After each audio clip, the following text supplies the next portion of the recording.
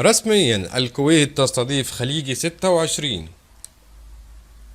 قرر الاتحاد كأس الخليج العربي لكرة القدم إسناد تنظيم بطولة خليجي 26 إلى دولة الكويت.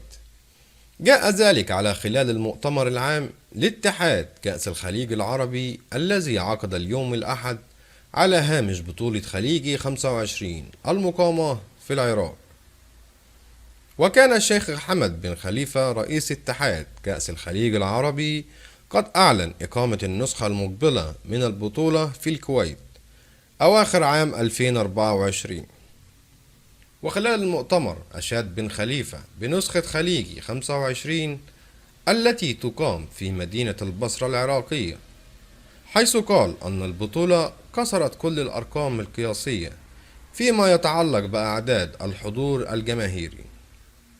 وقال بن خليفة أن الجمهور العراقي كان عامل الحسم في نجاح خليجي 25.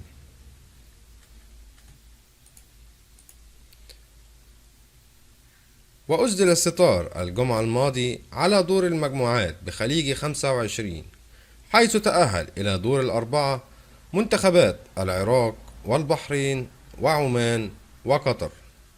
الجدير بالذكر أن المباراة النهائية تقام الخميس المقبل على استاد البصرة الدولي، والتي يتسع إلى 60 ألف متفرج.